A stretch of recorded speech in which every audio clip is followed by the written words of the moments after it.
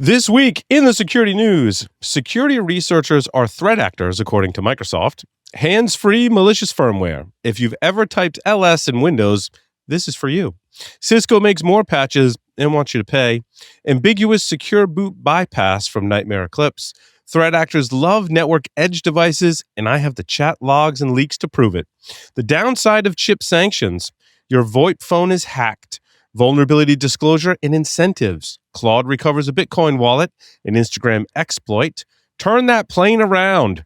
The worms will continue. PanOS Global Protect vulnerability. The one-click GitHub token stealer. Data-nuking prompt injection. Turning buses into spies. SymJack. And NIST NVD mistakes. And how CNAs need to up their game as well. All that and more on this episode of Paul's Security Weekly. Broadcasting live from G-Unit Studios in Rhode Island, it's the show where exploits run wild, packets aren't the only things getting sniffed, and the cocktails flow steady. It's Paul's Security Weekly. Coming to you from Hacker Syndicate Studios, this is Paul's Security Weekly, episode number 929, being recorded on Wednesday, June 3rd, 2026. I'm Paul Sidorian, joined by Mr. Josh Marpet. Josh, welcome. Hello, it is time to get to the news. Josh is fired. I am too. I'm fired up. Larry's probably fired up too. What's up, Larry? Oh, I thought he said it's time to get to the nudes, but like, hey, no, it's only of you, Larry. Yes. Yeah. Larry's also wearing a bow to my firewall t-shirt. Shout out to Bruce Potter. Do it right. Bow to my firewall. For our audio-only listeners, want to make sure everyone knows that. Mr. Jeff Mann is here with us. Jeff, welcome. Hey, I'm running on fumes because I just got back from Sodium Chloride Con. Nice. Outstanding. Mr. Sam Bound is here with us. Good evening.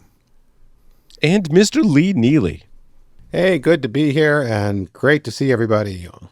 Yeah, it's good to have all of you on the show today. Quick announcement before we dig into it. If you're in the SOC, you already know the pain. Too many alerts, not enough context, and attackers slipping through the cracks. Now add AI-driven attacks in increasingly complex environments. At the AI for Next Gen SOC Virtual Cybersecurity Summit on June 24th, learn how to actually apply AI for detection engineering, threat hunting, and reducing false positives without breaking your workflows. Security Weekly listeners can register for free at securityweekly.com/nextgensoc using the promo code CSS26-SW, and that will be in the show notes. Jeff, how was SALTCON? My buddy Luke, our collective buddy Luke, when he was talking about it before the conference, I was jazzed. I was trying to get there. I was trying to help him, and then I went on vacation, and then I ran out of time, and I get hit with a bunch of life stuff. But how was it, Jeff? It was amazing on so many levels. It's gonna take a while to just kind of soak it all in. Yeah, and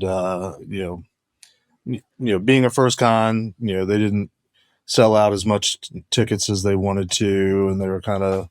They're a little apologetic about that, but they still had a decent turnout.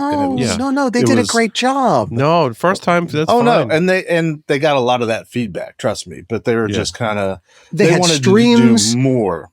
They're saying they're going to give away the videos of their talks. They had great talks. I watched several of the talks on the stream. Yep. Blue Knight did all the streaming and recording. Nice. They had fantastic. Gmark gave a great talk with help. Excuse me. Yep. Pyro and crew did an amazing job on this. I really wished I could have come. I'm sorry to interrupt you, Jeff, but I wanted to next year. Next year, they did a great job.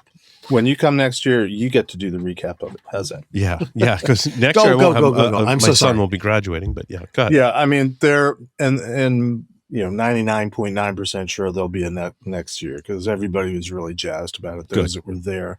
For me, I was sort of let's say living an alternate lifestyle back when, DEF CON was first getting started. And let me back up. If you haven't heard SALTCON, we don't kink shame, Jeff. Alternate lifestyles are okay here. That's fine. Yeah. Jeff, give a brief overview and then 3 key takeaways. How about that? SALTCON was advertised as being history of hacking. And it was.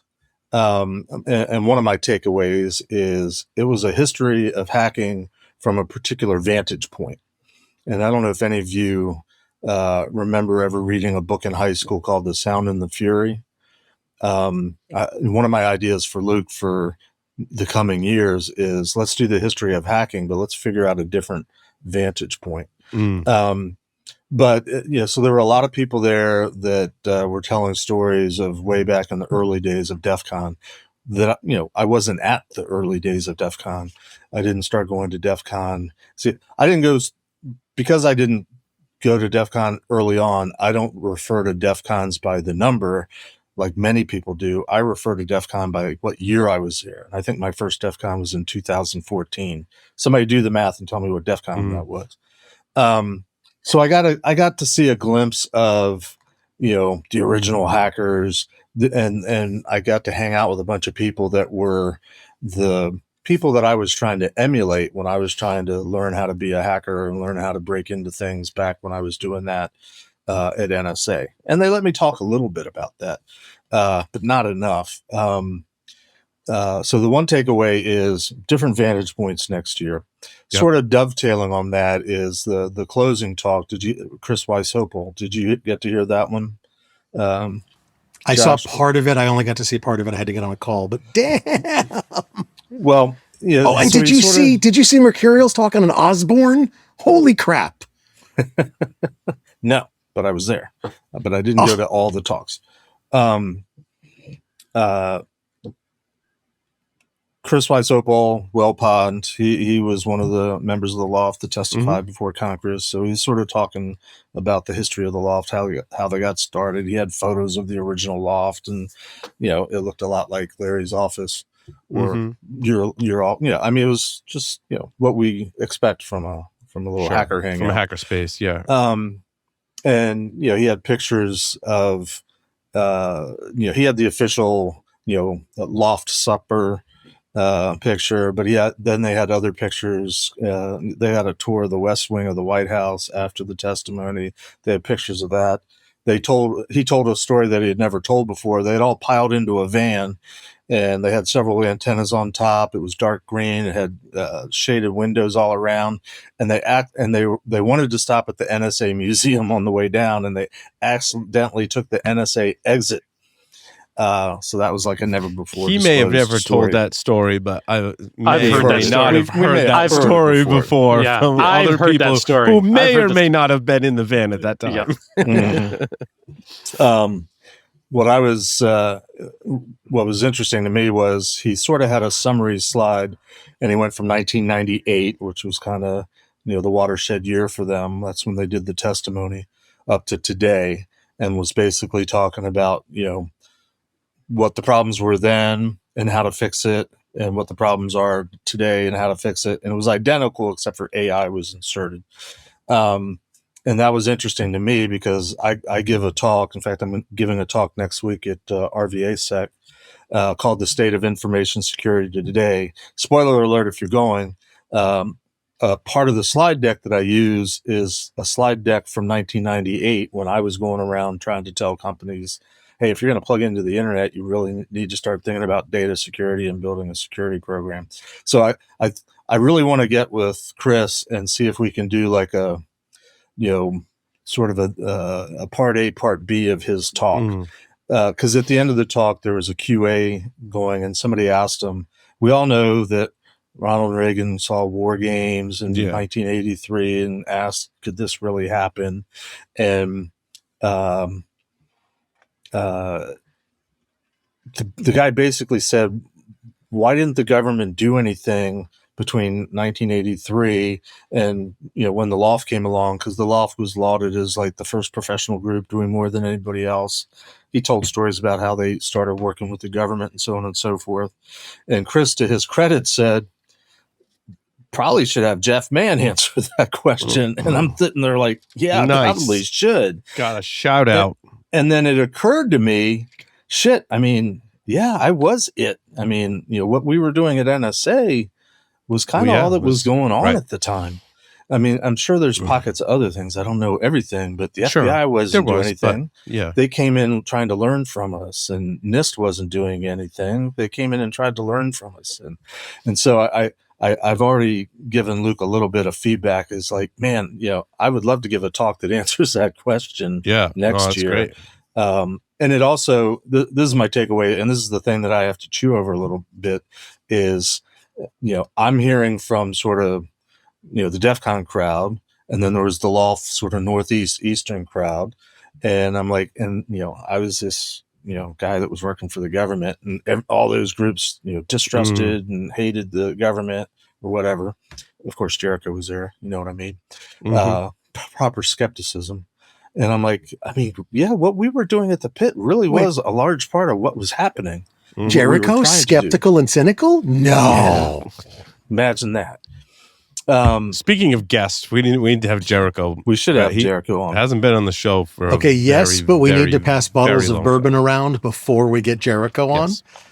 And so remember, it sounds like, just to wrap it up, SALTCON was a big success. They'll big be number success. 2. I'm sure it'll be back again next year. The venue was great. I mean, at first I thought when I was checking into the hotel that's like beachfront in Carolina Beach, North Carolina, and I'm seeing middle-aged white guy pasty in wearing black after a middle-aged white guy pasty wearing black. It's like, whose idea was it to send a bunch of hackers to the beach? But bring sunscreen and come on next year as soon as they announce dates. Zero Trust is clearly the future as threats get faster, quieter, and harder to detect. But implementing it shouldn't disrupt the business. ThreatLocker enforces default deny at execution in a way that remains enterprise-ready, scalable, and operationally clean. Unknown software is stopped cold, trusted apps stay contained, and drift is locked down across the environment. It's Zero Trust that works in real enterprises and prepares you for the threats ahead. See why CISOs are adopting it at securityweekly.com/ThreatLocker. I want to go to Sam's story number 9 and Lee's story number 4. This article is centered around the Inspector General finds NIST mistakes have made vulnerability database ineffective.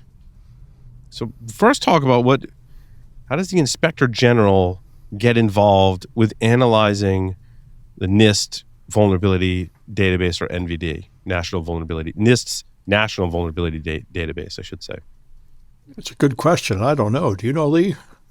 Actually, I was going to double check it, but basically, being in the government agency business, they get audited by their Inspector General to make sure that they are spending their budget appropriately and not duplicating other efforts. Is that the relationship and the respective role of the Inspector General? Yeah, it's basically like the auditor, basically. Audit, but yeah, suitably detached. Trust me, you really don't want the Inspector General poking around in what you're doing. Sure. But actually, a lot of them are actually okay folks, and but in this case, we do. I mean, it serves a function, right? And I think it correct. Let's see, Sam, from your description, the backlog has mushroomed from 13,000 unprocessed security vulnerabilities in February 2024 to more than 27,000 by the end of 2025, probably much higher than that now. Now, before we go pointing the fingers at NIST, which I wouldn't necessarily disagree with. However, I don't want to blame NIST, and I don't want to blame CISA. Right, Sam? Did you say earlier that NIST was kind of like, we need CISA to help? Well, people say it should move over to CISA, but the point is both of them have had severe staff and funding cuts. Yes, that's the problem. Look, I know who to blame.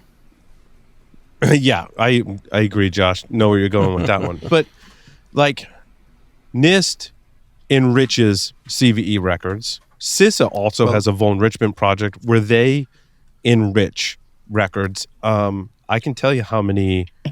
If you give me 1 second. And you're looking that up. Can somebody just briefly summarize the meaning of the term enrichment in this context? So enrichment means an ADP or authorized data provider has added information to a CVE record. There are numerous fields in a CVE record, not all of which are required in order to file a record, which is like my gripe number 1. I believe we should make more fields mandatory. And now I'm risking as I represent. We haven't officially announced it, but I've been involved in the CNA process. Let's just leave it at that. And the people are awesome to work with. Don't get me wrong, awesome, great people doing great work. But I want to see more fields be required, and even in certain circumstances, right? Tell me which fields you want. Yeah, I will. I'm going to get into that. Hold that thought. Enrichment is just adding more metadata to the CVE record, Jeff. So the local NV, as of like this morning, the local NVD database is 337,455 records. The official MITRE CVE database stands at 355,018 records, and that has been a trend. The CVE database contains more records than the NVD database, and I'm not exactly sure why, and I always think it's weird. CIS's Vulnrichment has enriched 152,101 records as of this morning. So, does the enrichment also include correcting numbers that are wrong? Because vendors often report the wrong CVE number. Well, that's a good question. I'm not sure. One would hope. We would hope. I agree with Jeff. One would hope, because the rest of my gripes are, as you can tell, that I can like quickly bring up a page and have all these numbers that I'm working in a project at work that is working with vulnerability data. That I've gotten a number of gripes as well, because CNAs are here to blame as well, right? CVE numbering authorities, which basically CISA/MITRE grants you the ability to file your own CVEs under certain pretenses. Typically, if that's a company like Cisco or Fortinet or Palo Alto, as examples, they have their own products. They can issue CVEs for their own products. They also have like vulnerability and security research teams that may find vulnerabilities in other people's products, so they can issue CVEs for those as well. So it's typically a dual role if you have those various groups, right? But CNAs are to blame for a few different things.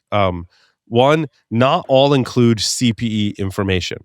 Now, you can pick on CPE all you want.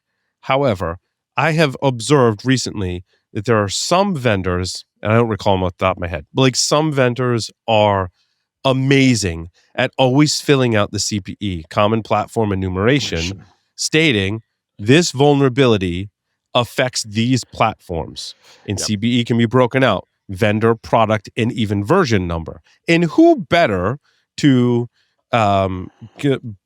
define that data than the vendor who owns that product, right? So I'd like to there are implore you. correlation on the CPEs. It's effectively a regex for being able to determine which versions and products are vulnerable for that particular device. Correct. Or the CPE, rather. And so I think Cisco is, I'll pick on Cisco. They don't fill out the CPE records when they file a CVE for their own products, right? Now, but what you'll find is it's not consistent. If another authorized data provider like CISA or NIST comes along, they will add CPEs. And my question is to the vendor, do you want someone else defining which products are affected by that vulnerability? Why wouldn't you put it there? I want to say, because we pick on various vendors, and let's put that aside. I'm just looking at the data. Avanti fills out, Fortinet fills out the CPEs. I'm like, that makes parsing the data so great, right? I want to look at, hey, in the last 30 days, what's the most critical vulnerability that has an exploit and it affects Fortinet? I'm like, great. Which Fortinet products does that impact? If they filled out the CPE, that's great. I can go to my asset database. I can go look for that product. If they put versions in there as well, I don't have to go read the vendor advisory, scrape that, or whatever. It's in the CVE record. And it's in a standard format. The problem with the vendor advisory is part of my next gripe. One of my other gripes is the vendor advisory is just free floating text. Unless you are Palo Alto or Cisco that actually have public free APIs to query to get vulnerability data from those vendors. Like, bravo. Oh, kudos. It's amazing. But there's also the standard called CSAF, which is like a data standard for defining vulnerability data in products. And like no one really uses it or follows it. Well, I guess some people put it on an API, and it might be CSAF data. It might not be. It might be their their own data.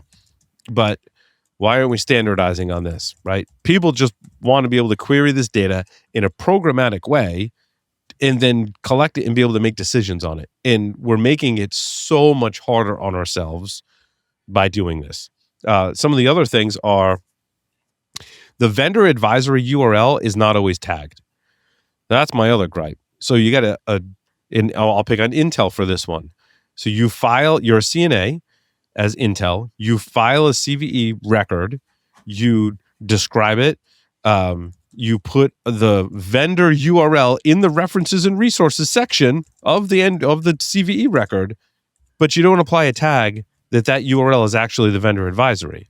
So those of us that are programmatically trying to go through that data, it just looks like another reference or resource. And I'm like, I don't know if that's a vendor advisory URL or not because you haven't tagged it. You have the capability to friggin' tag it, and you just didn't click that field and apply a tag. I even think in the system, it's like a drop-down menu of tags you can apply. Like, it's like 2 clicks. Like, do it.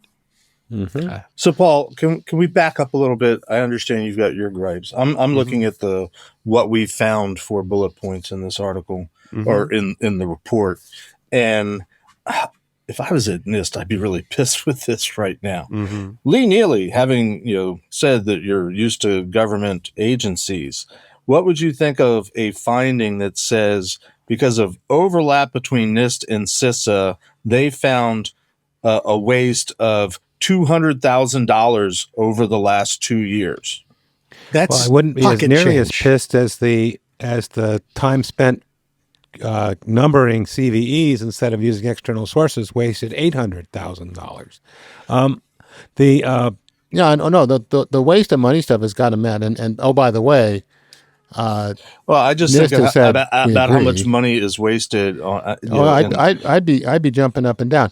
One thing you have to remember, though, and this is what exacerbates the problem, is that NIST is under the Department of Commerce.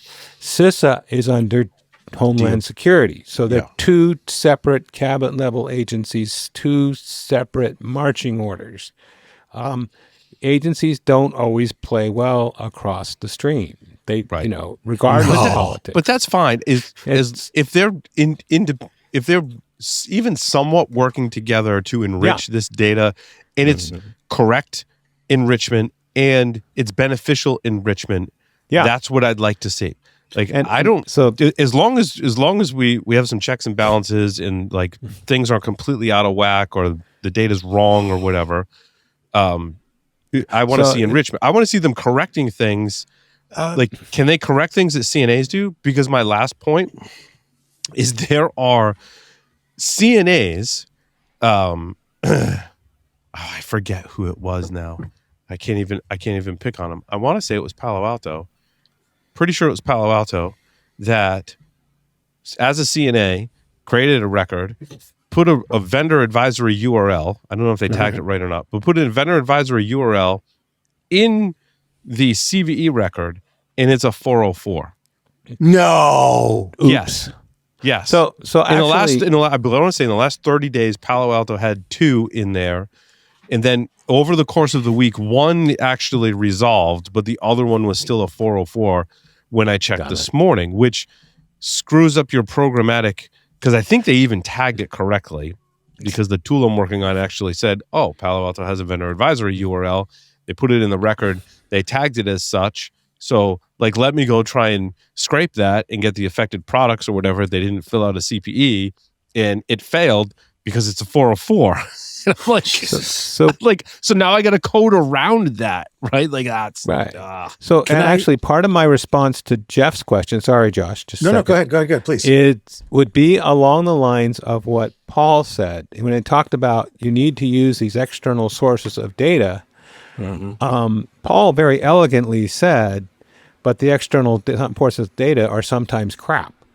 they need to have a high enough bar on those external sources so that we're not spending a whole lot of time fixing the data feed, garbage in, garbage out, right? Now, I'm not trying to throw them under the bus, but you've got the evidence. I spent 8 months plus working on a tool that, by the way, I wrote for myself because I was frustrated with the tooling that existed to be able to, I just want to, get a CVE, and then I want to learn all about it. Tell me about it. And I had to go to 8 different places to find stuff about it. So I wrote a tool to help aggregate that. Now, there were other tools that helped you do that, but they all stopped working. So I decided 8 months ago to start vibe coding. I was going to say 8 months. That's a lot of tokens, Paul. Yeah, it's a lot of tokens. I mean, I don't even remember what model I started with, Larry, and it started as a command line tool, and now Opus 4.7 has complete control, of this app for good or bad. I'm sitting here wishing NIST had gone and talked to Paul before writing the management response. And I'm sorry I did it again, Josh. No, it's okay. But I've got a big kind of question here, and this may make us go sideways. So forgive me, but why do we care? CVE is worthless now. Good. Very good point. Not entirely. Not entirely worthless, except as a reference manual and an after the fact. CVE is behind the times enough that it does not matter anymore. It cannot classify. It cannot give you enough time to remediate. It is literally, and I'm sorry, Lee, I'm not trying to be an ass. Please understand. But it's to counter your point. To counter your point, Josh, it's information that's part of the equation, part of the data set that I need to take action, right? No, it's not. It's the first pass in weeding out. Is this like a nothing burger CVE? Yes. Or is this something that's got a lot of traction? Does it have a lot of exploits on it? Okay, is it something that I need you're to really doing that care about? 2 weeks behind when it matters. Right. But Josh, I think it depends on your market too, because if you think about the market that you and I are in, 2 weeks behind is an eternity forward. In some of these that's cases. a valid point. I love that. I will point out, by the way, just as an FYI as to how this is speeding up. I don't know. I don't know if this article's in there, and if it's not, I'm so sorry. CERT India. Do you have that somewhere? CERT India about the 12-hour now? No. Oh, CERT India, so the Computer Emergency Response Team for India, now gives you 12 hours to fix criticals. That's it. Wow. They are speeding up beyond belief. Should we focus on the anybody in India and critical infrastructure? Well, the vendor or the users of products that have critical vulnerabilities. All the yes. Well, what do you think about patching just the KEVs instead of the CVEs? So you've already been exploited by the time it gets to the KEV. No, not the complete picture. So KEV is just one of the databases that I pull for enrichment. Truth.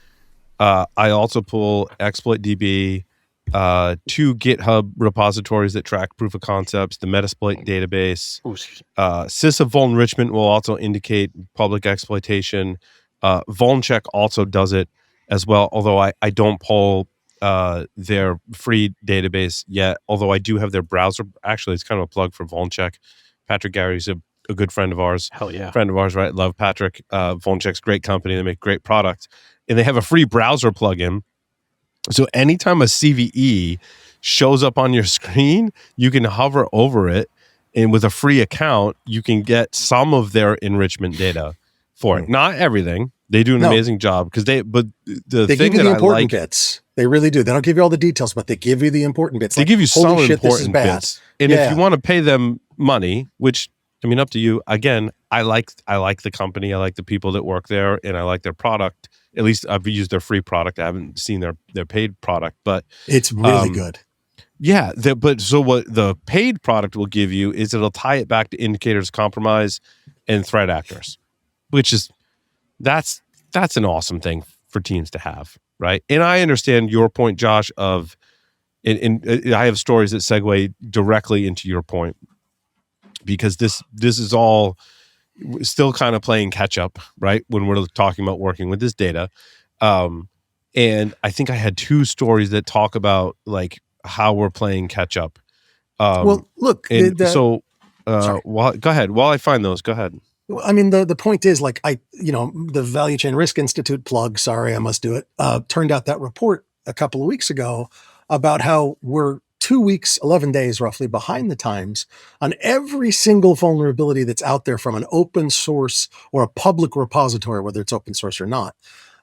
And so I'm literally in discussions. I had one just an hour ago about how should we make all open source closed repository open to all maintainers, but not open to anybody outside. It's like, whoa. That's contrary to open source. No, it's not. It's open source. It may not be open source immediately upon a commit. There's a whole host of people talking about this now. Okay. Because it's too fast for humans to handle. So I'm not trying to cause controversy. CVE is still useful as a reference manual, and it's still useful as a understanding and an explanatory tool to explain to people what's going on. It's just my position is that it's not useful in the moment, if that makes sense. Now, Larry's right. In a product world, in an IoT world, an IOMT, IIoT, OT world, typically they're 2 years behind. So only 2 weeks behind is amazingly fast. Yeah. And Josh, I'd like to give you an example for that one. Like, we're starting to be able to talk about this. We've got the vuln disclosure, out in starting to make its way out into the world, and so forth. But I've got a talk at DEF CON's IoT Village stage, and same talk at SANS Network Security 2006 in Vegas this year. To talk about how we went about discovering some issues with an IoT device. And when we first found it, it was, oh my God, this is a new 0-day, never been found before. Turns out there was a little mismatch on the banner and the CVE. So the banner had been modified, so it wasn't easily traceable to a specific CVE.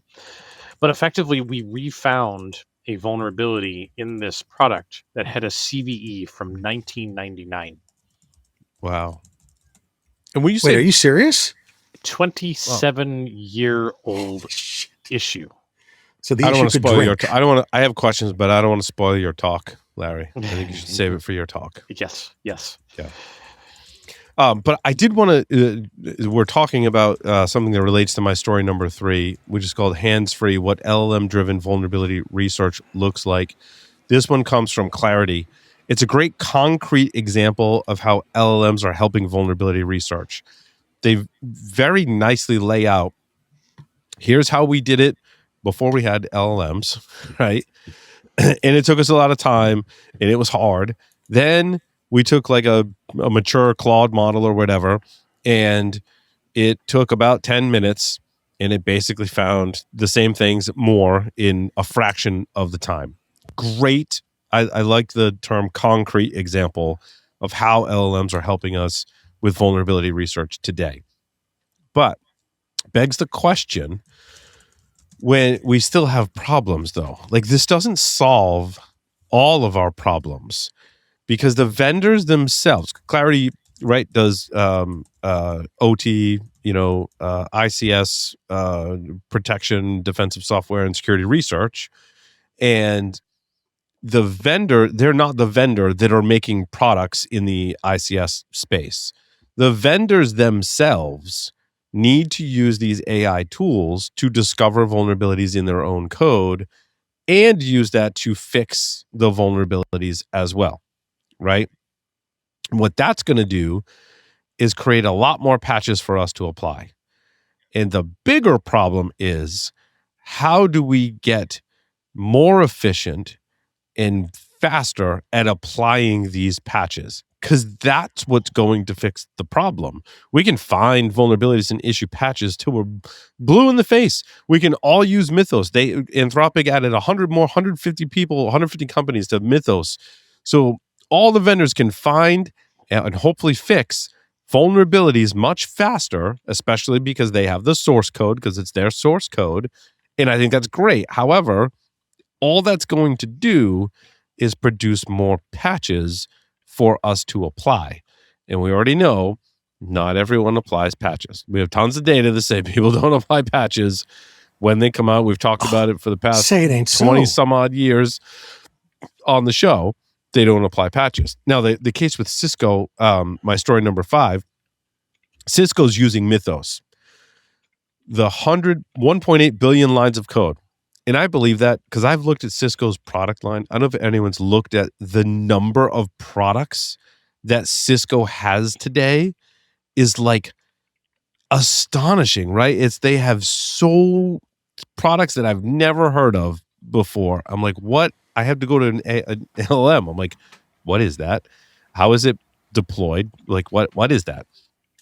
And so they've got 100. Well, they turned Mythos loose on 1.8 billion lines of code, written in more than 25 different languages, spanned Cisco's portfolio.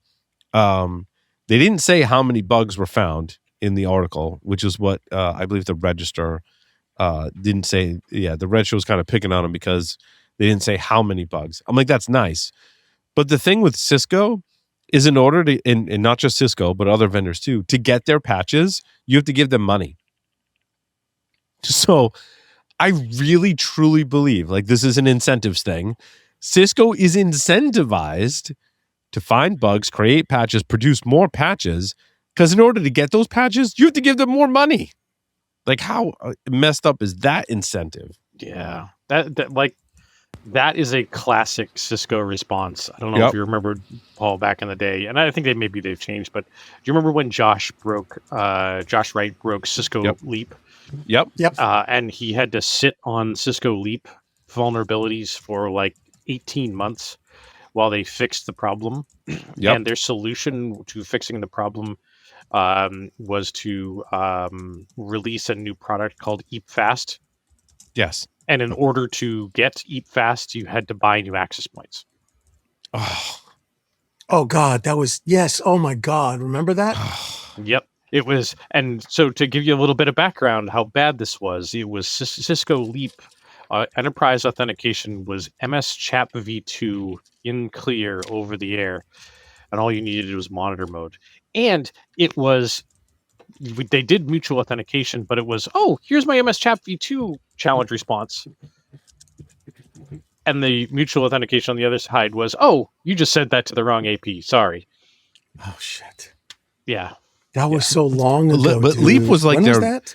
Leap was their own Wi-Fi security protocol. It was. Right? It was. No, it was an EAP type. So it was in the standard EAP framework. Okay. But it was their own proprietary version. Their own proprietary. It was supposed to fix WEP. Yes. Yeah. Oh God, that's how long ago it was. That's how long ago it was. Yes. Yeah. It was above after WEP. So it was WPA. When it came out, and WPA was arguably the Band-Aid solution to WEP. So that's how long ago this was. This is early 2000s, like 2002. Yeah. God almighty, I forgot that stuff. It's been a minute, Josh. You know, by the way, just a minor offside, but Paul, I was at a conference for Fortinet for Finite State, and they told me about the product line they have. I had no idea Fortinet had such a wide product line. Like, Fortinet's another one, dude. As I'm going through some of my data at work, in part of my role at work is having to understand all of these products, which ones we want to support, and by support I mean try and allow our customers to find vulnerabilities and threats on these various platforms. Right. So I have to become familiar with all these different solutions, and Fortinet's another one. Oh my God, when I looked they've got at my like data 60 set, different solutions. It's crazy. It's amazing, and that because it comes down for my role, right? One of the things I want to know is how it's deployed, and specifically, is it deployed as the vendor controls the operating system, or is it software that I install on an operating system that I can control the operating system? Because my security model in those, even just those two scenarios, is completely different. The other scenario is it SaaS based? And I'm telling you what, I would lean more heavily towards a SaaS based solution today for a lot of these, because when someone finds a vulnerability in a SaaS based solution, they fix it once and it's fixed for everyone. And yes, the responsibility model, you're kind of shedding your security responsibility to that vendor, but they can deal with it, I think, much better, then you can deal with an operating system you control, or even an operating system that they control that they distribute to you in a physical or virtual appliance. Yeah, And so like when I look at the vulnerabilities that are for these vendor SaaS-based solutions, they get fixed, and they're fixed for everyone. And there's a lot more to the, security matrix and your security program than just this one, aspect of it. But just looking at this one aspect, I'm kind of leaning towards, I think I want the SaaS version, right? In a lot more situations. Well, in fact, with the rate of vulnerability discovery and rate of exploiting, how quickly they get exploited, right? It's like, dude, don't host it yourself unless you absolutely have the time and no other recourse, because you need all the help you can get to stay ahead of this curve. The mythos finding them faster just exacerbates the problem. Although but it's a great point, though, Lee. Yeah. If these vendors have mythos and they're finding and fixing vulnerabilities more quickly and pushing those out into their SaaS environment, and customers are benefiting, like I think there's a day when we're talking about something different other than network edge appliances being compromised. Maybe not in every case, but I think there's going to be a shift where you're implementing these network-based services in someone else's cloud, and the responsibility is on the vendor, and they're actually doing a good job of finding, fixing vulnerabilities, pushing to the SaaS platform, and they're protected. But that's not all scenarios. That doesn't help large enterprise clients, ISPs, AI data centers that need to have their own router switchers and hardware to be able to do what they do. So we're still going to have that problem. But I think there's going to be someday, I don't know, 5 years from now, 10 years from now, there's going to be that continuing shift. That's my prediction. So the other part of this, I think there's an assumption out there that our AI tools like Mythos are finding and fixing vulnerabilities at an incredible rate, and that in not too long a time, they will have just taken the existing vulnerability set, and the curve will flatten. But it doesn't take into account the rate at which new vulnerabilities are introduced. That's true. Or I said the word assume in there on purpose. Yeah. Because I think it's a trap. Well, but could we there's reduce something to that? it, but it's not. No, it's a great point, Lee. But could it help developers write more secure code as they go along? Oh, hell yeah! So therefore, I mean, could we have more secure software moving forward because of these models? And I'm not saying perfect security. I'm not saying it's squashing at 90% of the. I'm just saying in general, less security vulnerabilities could be introduced. More security vulnerabilities could be fixed using this technology. We've got just this week, right? We've already got a couple of examples of larger companies, and research companies doing that with Clarity and with Cisco, right? Using LLMs, find and fix vulnerabilities. What's the event horizon look like, though? I mean, how far out is that? Right. I mean, it's with AI, it's really fast, but but it's not all vulnerabilities. It's not tomorrow. It's not all security problems, right? People still make mistakes. But I hope so. I hope, and I agree. I share your optimism. I hope that we are moving in the right direction to improve the overall quality and security of software. That doesn't mean we've solved the security. We're all still going to have jobs. We haven't solved security with it. But in this instance, I think things will eventually get better. But we still have, don't forget, a ton of technical debt to overcome. Well, it's going to have to be free and convenient. Like, the GitHub has a default setting to tell you if you're putting secrets in your repository, and they're going to have like a default security scan on the repository or something before it's really going to reach a lot of people. Yeah. Yeah, I was going to call you out on that, Paul, but that, just because there's no bugs in the software doesn't mean it's secure. Correct. Maybe it frees us up to do all those other things about security that some of us have been harping on for quite a few decades. It's true.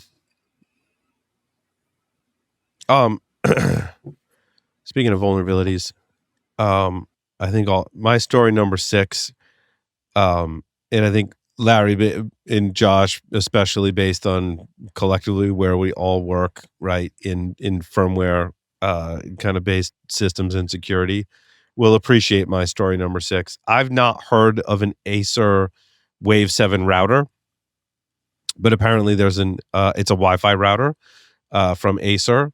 And this is one of the best or worst vulnerabilities I've come across in some time. I think I had one other one maybe earlier in the year that was equally as bad. The details escape me, but this one came up. I'm like, I think I've only seen one other one to this level this year.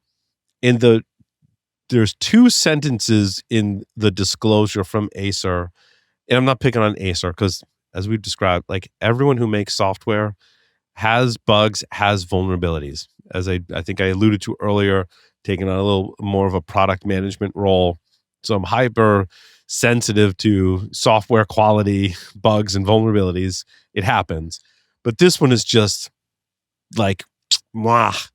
So it says in the advisory, the Acer_CGI.log file in the device firmware is accessible without authentication via the web interface. This is a classic vulnerability. I just talked about this on a webinar that I did for Eclipse last week, I believe, where I was talking about how you use an LLM to find the endpoint URL endpoints in an application that don't require authentication to test how well they're safeguarding the application with authentication.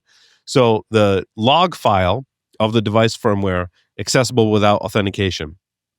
The file contains clear text login credentials for web and telnet, leading to unauthorized system access. Now, this got one vulnerability. They scored it at a CVSS score of 10. I couldn't glean much more information because the CVEs are very fresh. I don't think they've actually propagated through the system. And I don't take away points for that. Filing a CVE is a process, and it takes a little time to propagate through the system. These were kind of new, so there wasn't a lot of information, which is totally fine. It's expected. I think this should be 2 vulnerabilities. I think there should be one for incorrect access permissions, i.e. the authentication bypass, and 2 for exposing sensitive information. I think those are actually 2 vulnerabilities. If I want to nitpick this one, right? I think the fix probably fixed both of those. Hopefully fixed. Well, no, in that case, it's still, if it's 2 code fixes and 2 distinct vulnerabilities, should you have more than one CVE? I don't know. You could probably make a case either way, because you got to put the log file behind the authentication.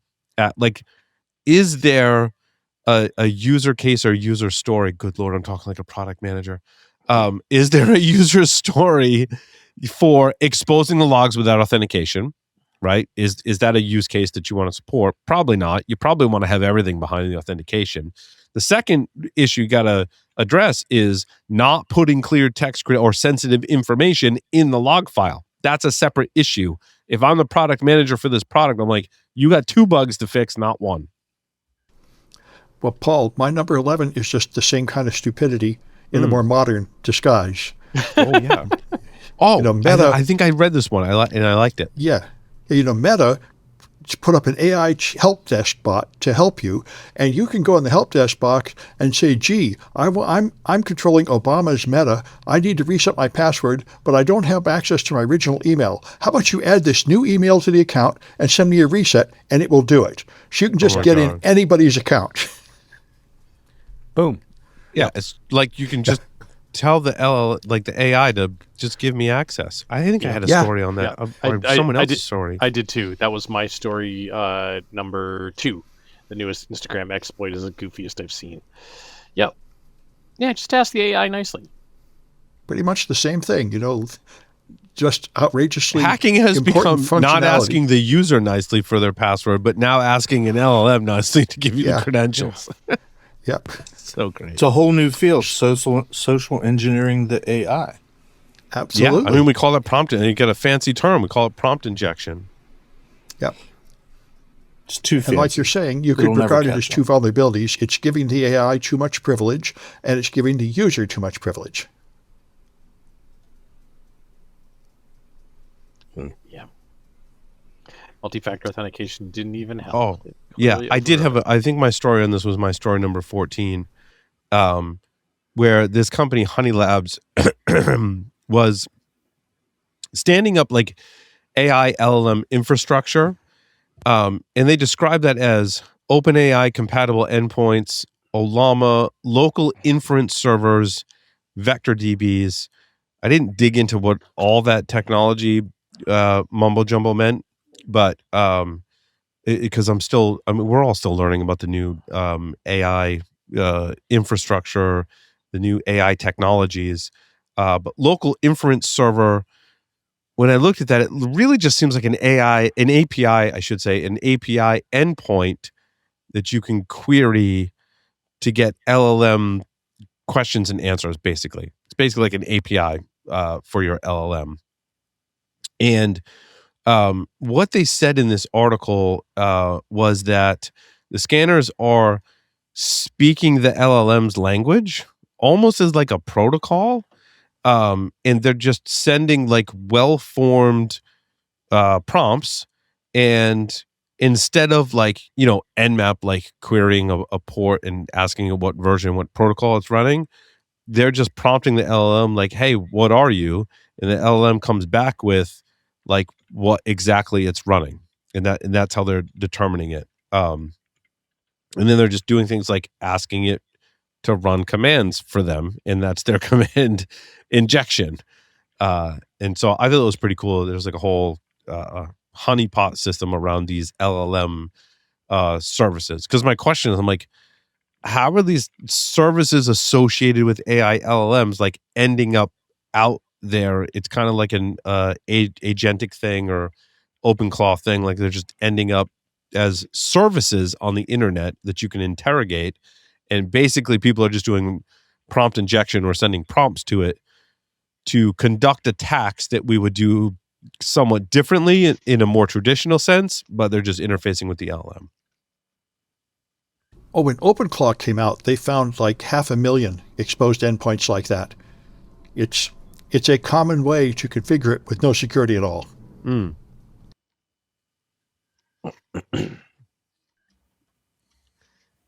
It's the new I left my telnet port open to the internet with no password, basically.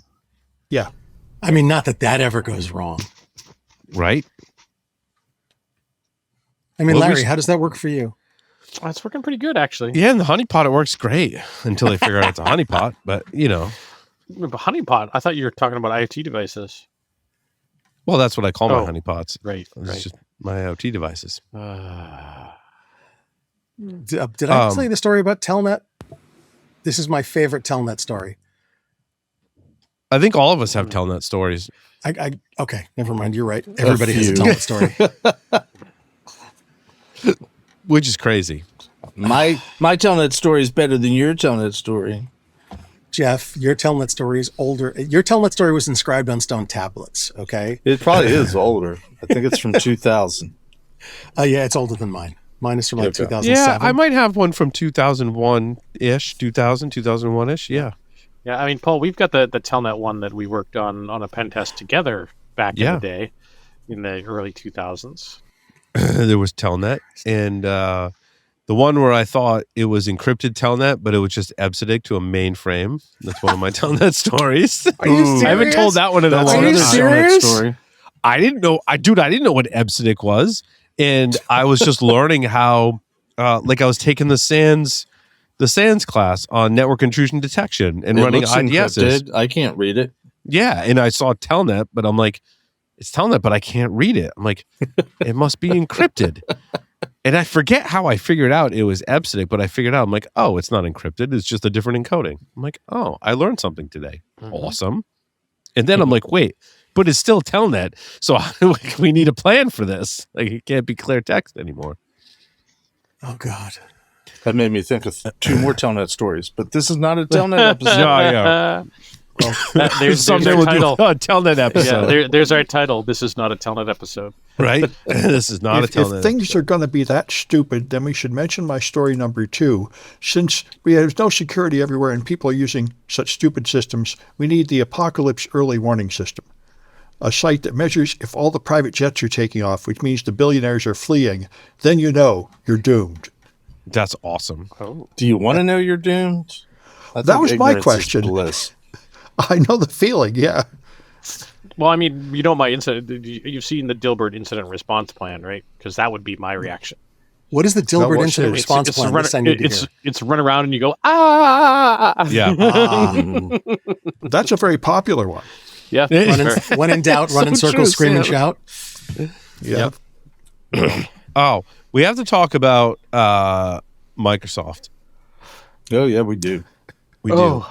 I had 2 stories on Microsoft, but the big one is my story number 4, which is their response, MSRC's blog post kind of response to Nightmare Eclipse, which we have a follow on. Nightmare Eclipse has made another blog post as well. So let me forget to talk about that. But MSRC put out a blog post titled "A Shared Responsibility: Protecting Customers Through Coordinated Vulnerability Disclosure." It seems, in general, we have somewhat regressed in vulnerability disclosure, coordinated disclosure, responsible disclosure, whatever moniker you want to put on, and this all mean different things. And you had me at we've regressed. We've regressed. It seems that security researchers that don't fall in line and comply and say, yes, Microsoft, are now considered threat actors. So Microsoft states, we remain firmly opposed to these actions and any disclosure outside proper coordination that could harm our customers and digital ecosystem. Uncoordinated disclosures that put proof of concept code for unpatched vulnerabilities into the hands of bad actors are never justifiable and have real world consequences. It's a very strong statement. They go on to say, our security teams across the company work tirelessly tracking threat actors who look for weaknesses just like these to attack Microsoft and our customer. Our Digital Crimes Unit, DCU, will continue bringing cases against these threat actors and those that enable their criminal activity, coordinating as needed with law enforcement around the world.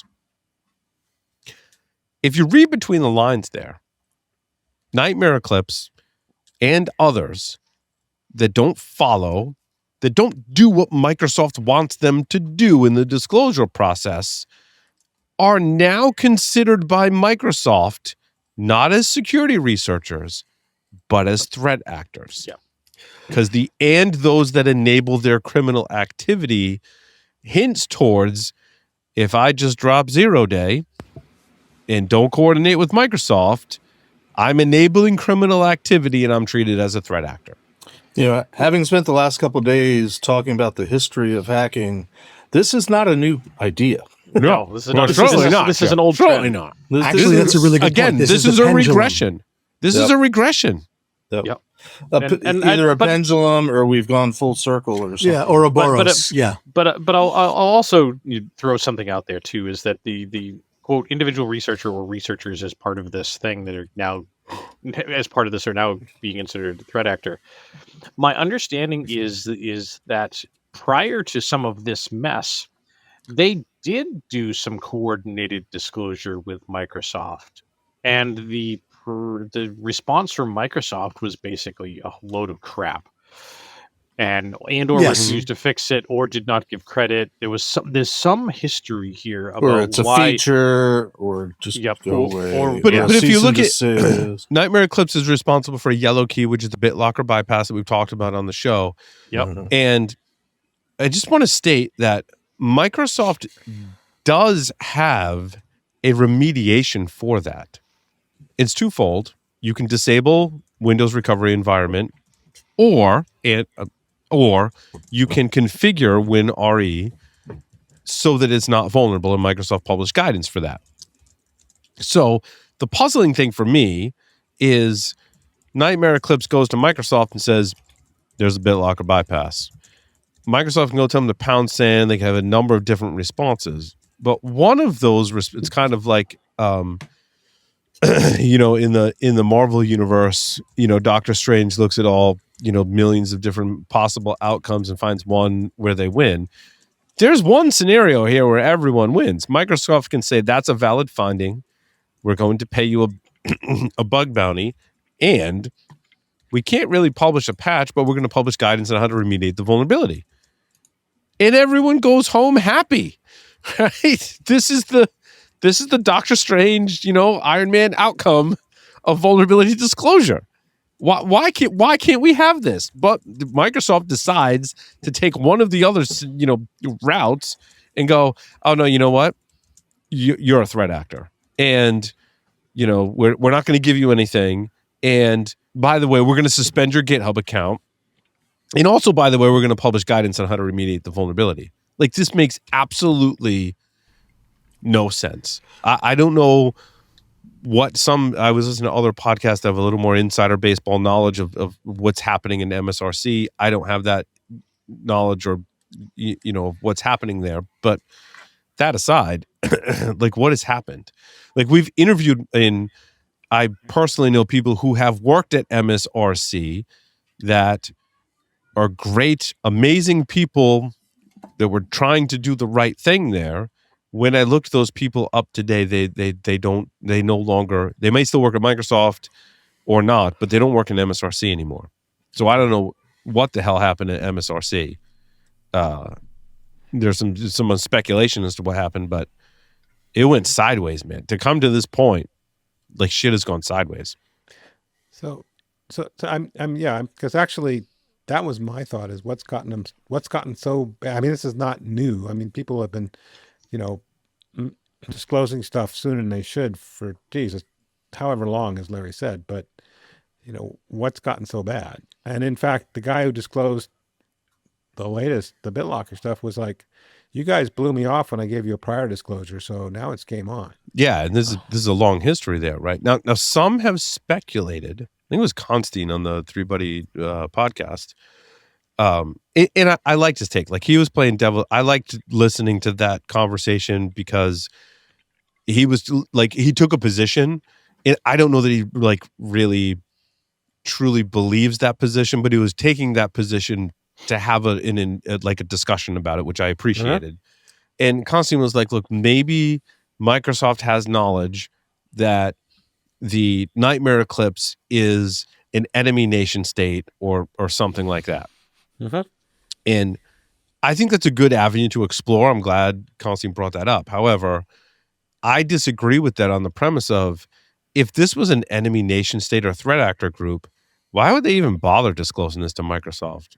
Why wouldn't they just keep it for themselves? Like, the MO of those groups is they try and keep it to themselves and use it to achieve their goals. They wouldn't bother going through the disclosure process. No. I mean, one can say the same thing about the shadow brokers. I think I had that story last week. It's like the 10th anniversary or something from the shadow brokers leak. And some people speculate, like, oh, it's an enemy nation state. I'm like, yeah, but if one of the U.S.'s enemy nation states gets a hold of something like the Yellow Key BitLocker bypass, or the tooling that was leaked as part of the shadow brokers, are they gonna leak it? Are they gonna make a public spectacle about it? No, they're probably just gonna use it for themselves, not make a public spectacle. Also, now I'm getting away from the Nightmare Eclipse thing in Microsoft, but when you look at the fact that we still don't know who the shadow brokers are, and the intelligence agency that Jeff used to work for, whose tooling was not naming a puzzle palace at all, right? The NSA, it was the NSA's tools, and this group leaked the NSA's tools. NSA is highly motivated to figure out who that person is, and we still don't know who that person is. No one has been brought to justice, and my speculation is that person I wouldn't say nobody, Paul. Some people do. Most people don't know who it is. But my speculation is, if you're going to evade the NSA, maybe you worked there or worked closely with the NSA and knew how they worked. Therefore, you're able to do a disclosure like that And nobody's evading the NSA, Paul. Right. Just move on to the next story. So you're saying the NSA knows who it is, and they've that's also part that. But you're poking holes in my theory that the NSA knows who shadow brokers are, and they've already captured them, put them in a dark room with a folding chair and a single light bulb hanging by a cord, and a car battery. They've been interrogating them for all this time, or they had them join their intern program, right? Like the good old days, right? No, it's a good point, Jeff. I don't know anybody that's ever been inducted into the NSA. It happens. And honestly, the NSA has caught people before because they we just don't know about it. We just, to Jeff's point, like we just may not know about it, which would be the NSA's MO. There's not a damn thing wrong with it either, as far as I'm concerned. That kind of idea is the same idea back 50 years ago when they were like, you're an asshole kid. Join the Marines or go to jail. Which do you want? Right. Mm-hmm. Go to the Marines or join NSA. Which do you want? Jesus, I take the Marines in a heartbeat. Yeah. But I grew up Marine family, so I'm a big fan of the Marines. You just like their crayons. The green ones are the best. Be quiet. Hey, I just mentioned my story number one is more of the same thing. This guy found a GitHub 0-day, and he said, since Microsoft just treated me like dirt, I'm just dumping it. I'm not bothering even to tell them. So we should, it's a great point, Sam. We should be pretty quick to point out that Nightmare, Eclipse, and your story number are not the only people upset with Microsoft, even recently. Yeah. Apparently they're treating everybody pretty badly. Yeah. Again, I feel like they've regressed. Yep. Hey, I want to hear about Lee's story number 5. Oh, the Dutch and actually, cops. that was one of the ones I was thinking about you. Yeah. So, and the irony is it happened right after I got back from Amsterdam. It wasn't me. I don't want to ask you about your trip to Amsterdam then. I wasn't involved. No. So basically, the Dutch police, in conjunction with their NCSC Netherlands, did a raid and shut down about 200 servers that were controlling 17 million IoT devices, making a giant botnet out of them, which is really kind of cool. The shutdown, not make. Well, it's interesting that they made a nice, big, huge botnet. I mean, that's always fascinating to me, but it's too damn easy to do that. We have similar definitions of cool. A 17 million node IoT botnet, I would also consider cool. Mm-hmm. And actually, my honest reaction on this is first, hey, kudos to shutting them down. And then my next one is my shit okay, right? Right. Is any of my stuff a member of this botnet? But it's also in there. It is also, holy cow, how they do that. That's cool, right? I mean, just because we're professional security researchers doesn't mean we don't appreciate the magnitude of what our adversaries have put together and pulled off. I mean, think about when we were kids talking about a 17 million network of computers. You would have looked like me I was from Mars, right? There was a long time where there wasn't even close to 17 million computers on the internet. Yeah. I'm going to remember. Wait. I can remember something older than Jeff. Does anybody remember? Way.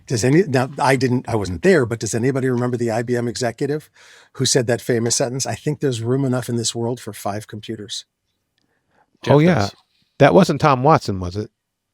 I don't think so.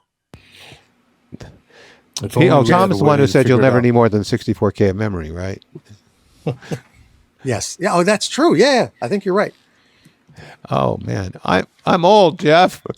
Yeah, you are, Lee. But you know what? It's okay.